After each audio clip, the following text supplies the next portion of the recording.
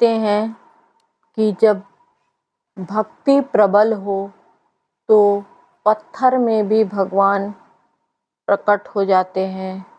और यही घटना जो है एक गांव की है और यहाँ एक जमींदार कन्या के प्रेम की इसी दिव्यता का वर्णन है।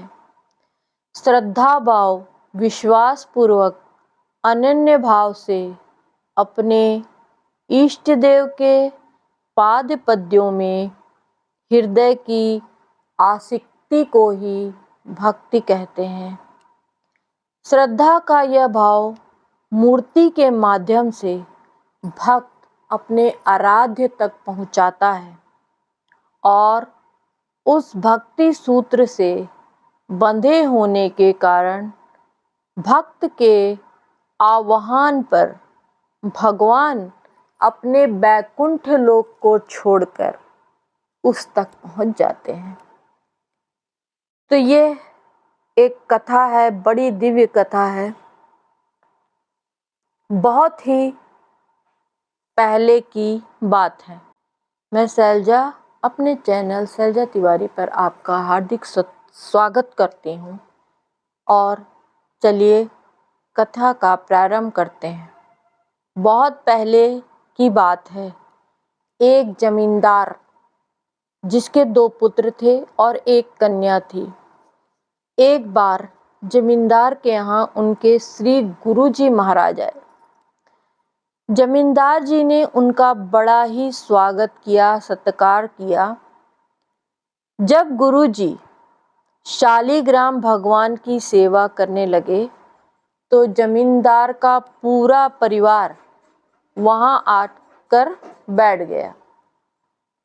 बाल सुलभतावश जमींदार की कन्या को भी शालिग्राम भगवान की सेवा देखकर बड़ा आनंद आया। वह बड़ी प्रसन्न हुई।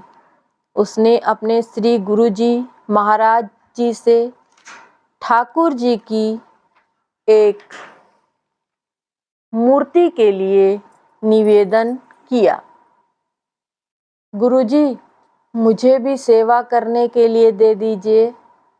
पहले तो गुरुजी ने मना किया, पर छोटी सी बालिका के बाल हट को देखकर उन्होंने एक छोटा पत्थर का टुकड़ा उसे दे दिया।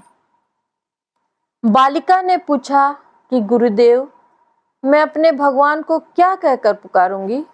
तो उन्होंने हंसते हुए कहा, तुम इन्हें सिल पिल्ले भगवान कहना।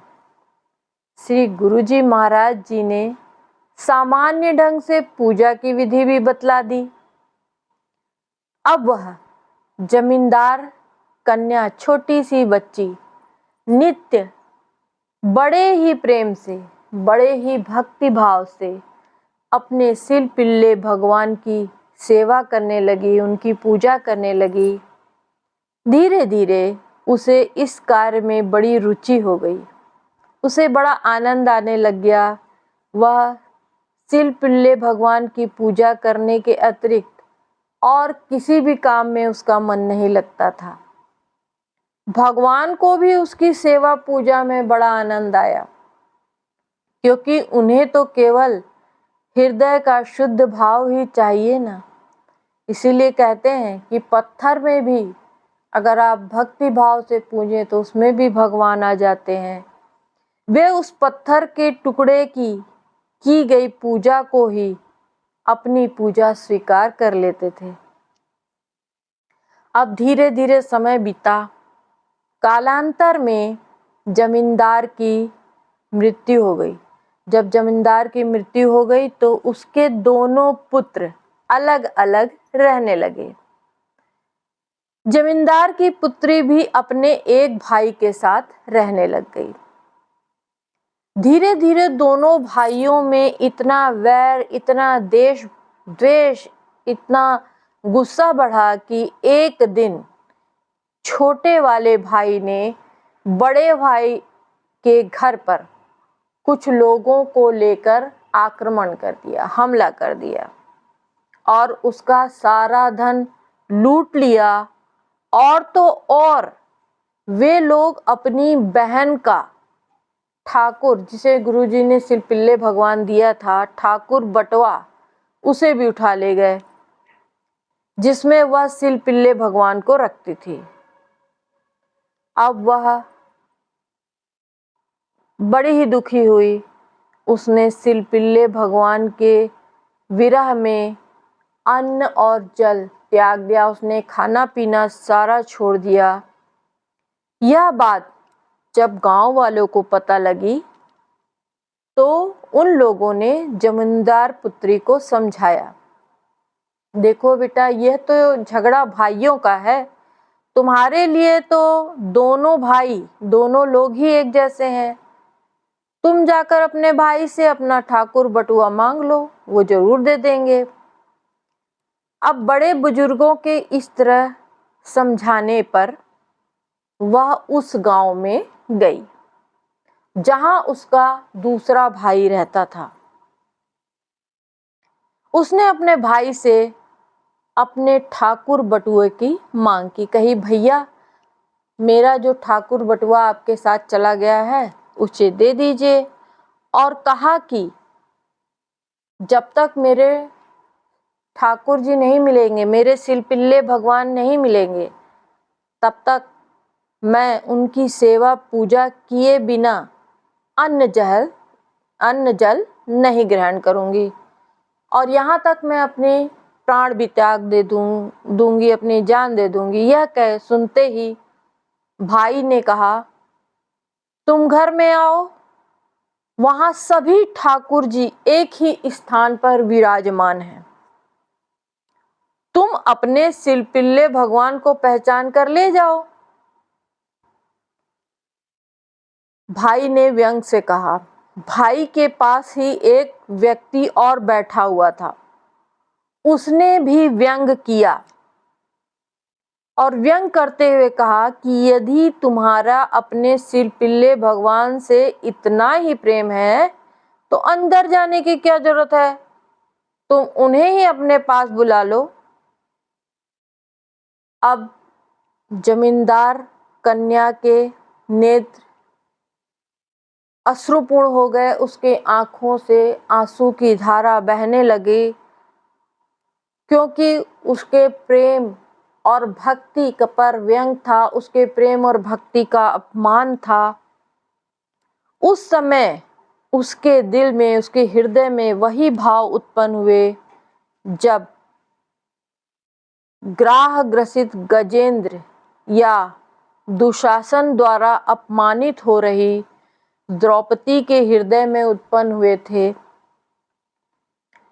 उसने प्रार्थना की कि प्रभु, मेरी लाज जा रही है, उसकी रक्षा करो।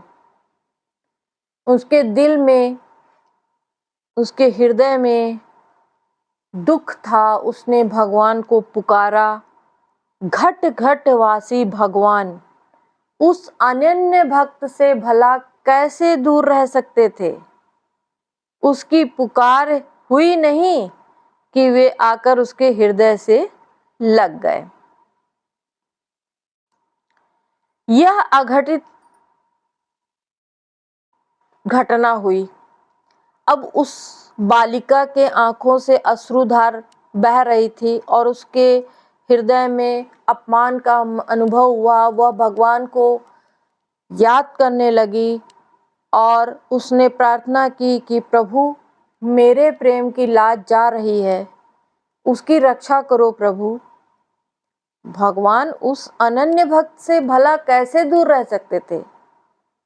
उनकी पुकार सुनते ही दौड़े चले आए और वे आकर उनके हृदय से लग गए। यह घटना देखकर उस व्यक्ति के साथ उसका भाई भी आश्चर्यचकित हो गया। उसने क्षमा मांगते हुए अपने बहन के चरणों में गिर पड़ा और कहा कि हमारे धन्य भाग हैं कि तुझ जैसी भक्ति हमारी बहन है, तुझ जैसी भक्त हमारी बहन है। मुझसे भूल हो गई बहन, इतने दिन तू बड़े भाई के यहाँ रही, आज मेरे यहाँ रह। अब मेरे यहाँ रह। जमींदार कन्या ने कहा, भाई मैं तो दोनों की बहन हूँ, तो एक एक करके यहाँ क्यों रहूं, या एक के यहाँ क्यों रहूं? तू भी बड़े भाई के साथ चल और रह। अब छोटे भाई में साहस नहीं था कि वह बहन की बात का प्रतिकार करता या बहन की बात अस्वीकार करता। उसने बड़े भाई से भी क्षमा मांगी और अब सब लोग साथ साथ रहने लगे। इस प्रकार से भगवान की भक्ति का अद्भुत प्रभाव दिखा और भगवान ने अपनी भक्ति का अद्भुत प्रभाव दिखाया। और इसीलिए कहते हैं कण कण में भगवान है, जन जन में भगवान है। और जब भी आप भगवान को पुकारेंगे तो वो दौड़े चले आएंगे। जय श्री हरि। आदरणीय महानुभावों, जो आप मेरी कथा सुन रहे हैं, तो अगर आपको ये कथा अच्छी लगे तो ज़रूर कमेंट में बताइएगा, और अच्छी लगे तो उसको शेयर ज़रूर करिएगा और लाइक करिएगा, सब्सक्राइब करिएगा और कमेंट में जय श्री हरि ज़रूर लिखिएगा। ईश्वर सबका कल्याण करें, सबकी रक्षा करें, सबको स्वस्थ रखें और सबकी मनोकामना पूर्ण करें।